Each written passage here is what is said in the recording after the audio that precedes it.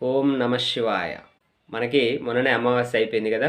December 21 నుంచి పుష్యమాసం start అయిందన్నమాట. పుష్యమి అంటారు దాన్నే.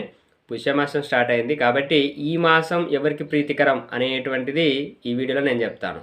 మనకి సాధారణంగా ఆషాఢ మాసం అంటే అమ్మవారికి సంబంధించినటువంటి పూజలు జరుగుతూ ఉంటాయి. అదే శ్రావణ మాసం అనుకోండి అమ్మవారి పూజలు జరుగుతుంటాయి.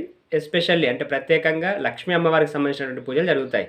అదే కార్తీక మాసం అయితే శివుడికి ప్రీతికరం కాబట్టి శివుడు, విష్ణువు ఈ ఇద్దరికి సంబంధించినటువంటి పూజలు జరుగుతూ ఉంటాయి. అదే మార్గశిర మాసం అనుకోండి విష్ణువుకి సంబంధించినటువంటి పూజలు జరుగుతుంటాయి అన్నమాట. శ్రీ మహావిష్ణువుకి సంబంధించినటువంటి పూజలు.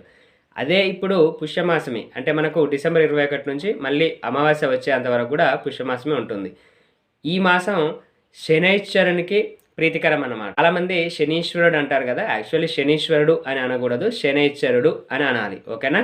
సో ఆ శనైశ్వరుడికి ఇష్టమైనటువంటి మాసం ఏదైనా ఉంది అంటే అది ఈ మాసం, ఏది పుష్యమాసం అన్నమాట. కాబట్టి ఈ నెల రోజుల పాటు అంటే ఈ పుష్యమాసం ఉన్నన్ని రోజులు శనైశ్వరుడికి సంబంధించినటువంటి మంత్రం ఏదైతే ఉందో ఇప్పుడు నేను ఇస్తాను, అది డిస్క్రిప్షన్లో కూడా ఇస్తాను, మీరు చెక్ చేయండి. ఓం శం శనైశ్వరాయ నమః. ఈ మంత్రాన్ని ప్రతిరోజు 108 సార్లు జపించడం వల్ల మీకు శని బాధల నుండి ఉపశమనం లభిస్తుంది. ఎవరి జాతకంలో అయితే శని దోషాలు ఉంటాయో, అర్ధమ శని ఇలా ఉంటుంది కదా, సో ఎవరికైతే అలా ఉంటాయో అలాంటి వాళ్ళు, శని దోషం లేని వాళ్ళైనా సరే ఈ మంత్రాన్ని మీరు దగ్గరలో ఉన్నటువంటి హనుమాన్ టెంపుల్ని సందర్శించి కానీ లేదా నవగ్రహాలు ఉన్నటువంటి దేవాలయం ఏదైతే ఉందో అక్కడికి వెళ్ళి ఈ మంత్రాన్ని ఏదైతే ఓం శం శనైశ్వరాయ నమః ఈ మంత్రాన్ని 108 సార్లు జపించి రావాలన్నమాట. అంటే పఠించి రావడం వల్ల శనైశ్వరుడు సంతోషించి శని యొక్క అనుగ్రహం మీపైన కలుగుతుందన్నమాట. అలాగే ఇంకొకటి ఏంటి అంటే సూర్యదేవుడు, సూర్యభగవానుడు ఉన్నాడు కదా, మనకు ఆరోగ్యాన్ని ప్రసాదించేటువంటి దేవుడు సూర్యభగవానుడు అన్నమాట. ఈ సూర్యభగవానుడికి కూడా ఇష్టమైనటువంటి మాసం ఈ పుష్యమాసం అన్నమాట. కాబట్టి ఈ పుష్యమాసంలో శనైశ్వరుడికి, సూర్యభగవానుడికి పూజలు చేసుకోవడం అనేటువంటిది అతి శ్రేష్టమైనటువంటిది. కాబట్టి సూర్యభగవానుడికి ఎదురుగా నిల్చొని ప్రతిరోజు మీరు ఉదయం స్నానం చేసిన తర్వాత సూర్యభగవాన్ని ఎదురుగా